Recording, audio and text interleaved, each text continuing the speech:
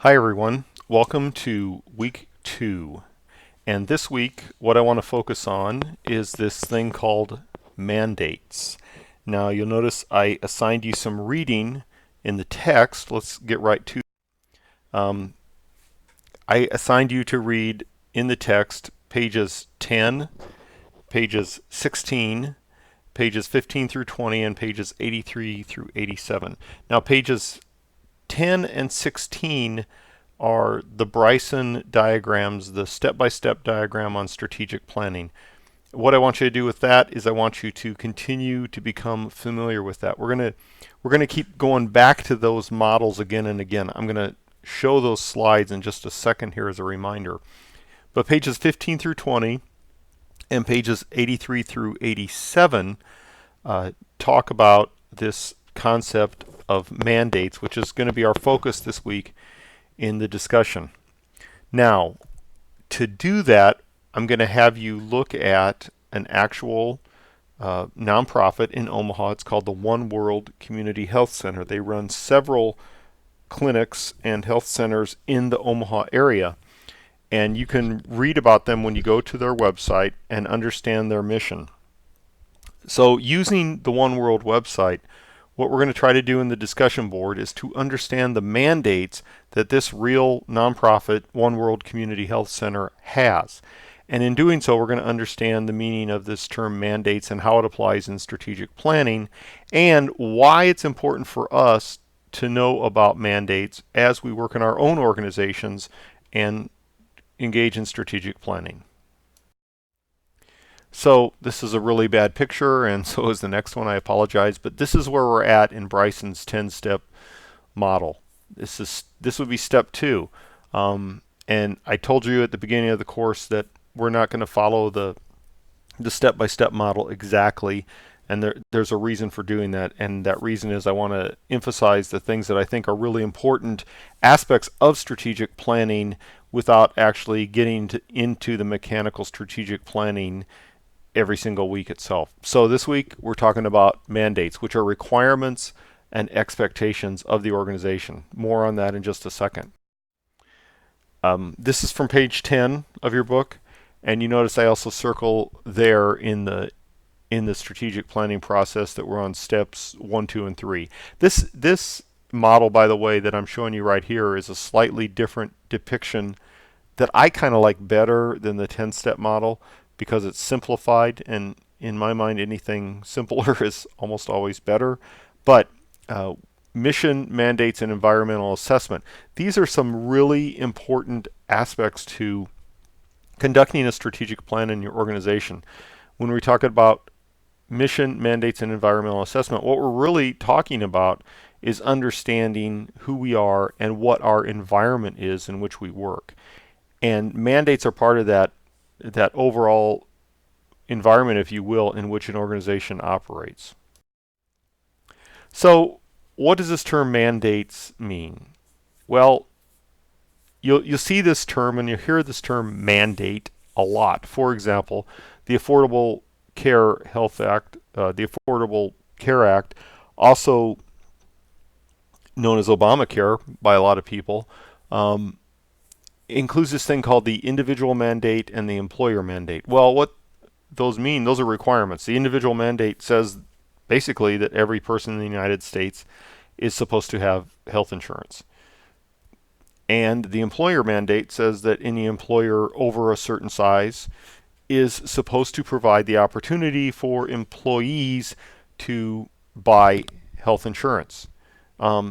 Sometimes during an election year or after an election, you'll hear politicians saying they have a mandate from the voters. Lots of times you'll hear mayors and governors talk about unfunded mandates from the federal government. The city of Omaha is engaging in a big, what's called a sewer separation project right now, separating storm sewers from sanitary sewers east of 72nd Street. And that is often called an unfunded mandate from the federal government, because the federal government, it requires that this be done in municipalities but provided no funding.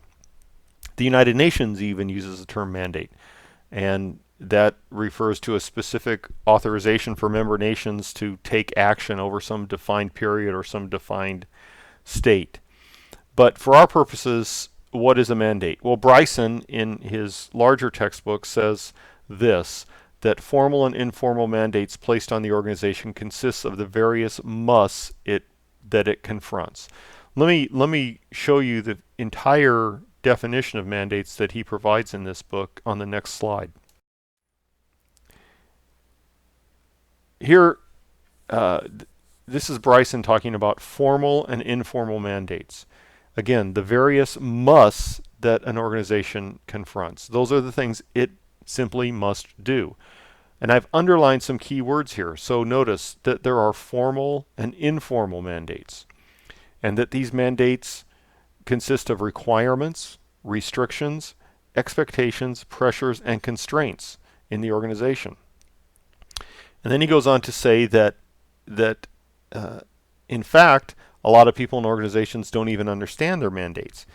He says typically few members of any organization have ever read, for example, the relevant legislation, policies, ordinances, charters, articles, and contracts that outline the organization's formal mandate. So here we're seeing that formal mandates consist of something that's usually written. It could be by force of law. It could be a regulation of some type. It could be in its charter documents that founded the organization. It could be in contracts that the organization engages in. So these are formal mandates. These are things that the organization theoretically is formally obligated to do. But sometimes, or lots of times, people in the organization don't understand what those are. And then he goes on to say later in the paragraph that there are, in fact, informal mandates. These are things that some people would call politically, but these are things that the organization is expected to do by someone. It may be powerful someone's, it may be not so powerful someone's, but these are expectations that may not be written down anywhere, but the organization is expected to do. And so he caps this off by saying that if people in the organization do not understand the formal and informal mandates, the organization is going to make one of three mistakes. First, they're going to be unlikely to perform those mandates. They're going to be unlikely to do it. That seems obvious. So if you don't know that you're formally obligated to do something, there's a good chance you may not do it. Second, they may actually believe that they're more tightly constrained in their actions than they actually are. They might believe wrongly that they have a mandate to do something in a certain way, but that's not really written down anywhere. And it may just be informal. And then finally, they might assume that if they're not told to do something, they're not allowed to do it. And that may not be the case at all. So it behooves people in the organization to understand mandates. And so that's why, as part of the strategic planning process, organizations should engage in some type of mandate analysis. So let me go back to that definition we were talking about, and let's parse some of the words here. So the formal and informal musts an organization confronts. So they are musts. Second, they are requirements, restrictions, expectations, pressures, and constraints. So these are things that we all face actually in our personal lives, but organizations also face them, and they have to understand the difference. What's the difference between an expectation and a requirement? What's the difference between a restriction and a constraint, for example? How about pressures? Some organizations feel pressures to do certain things, but they may not actually be formally required to do them. And then this third idea that few members of the organization have ever read its mandates. So again, requirements sound really formal. The organization, it's probably a law or regulation assigning some task to the organization. How about restrictions? That's probably something that is a formal imposition on an organization. That is really something telling an organization they can't do something. Expectations. Again, whose expectations are we talking about? Is it formal or informal? How about pressures? Think about this one. If you're in an organization, who's putting pressure on an organization? Is it insiders in the organization? Is it the board? Is it outsiders? Is it both? Pressures come from all directions. How about constraints? You know, for example, a constraint is that you have a limited budget. So how does a limited budget become a mandate for an organization? That's one to think about. And again, why is it that organization members do not know about the mandates? How does that happen in an organization that people don't know about the mandates? So this week, here's what we're going to do. Make sure to read the text that I assigned you to read. I want you to go to the One World website, and I've also assigned an additional website called the HRSA website. This is actually a government website that provides some formal mandates to organizations such as One World Community Health. And then in our discussion, what we're going to talk about this week are using One World again as an example. I want you to talk about formal and informal mandates that this organization has. And in doing so, I think we're all going to come to a better understanding of what the term mandate really means. And so here we are already, second week of the semester. Coming up, not this week, but the end of week 3 already is your term project proposal is due.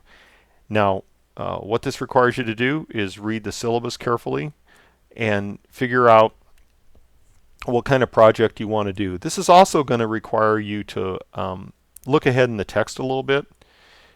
Everything except the balanced scorecard is referenced in the text.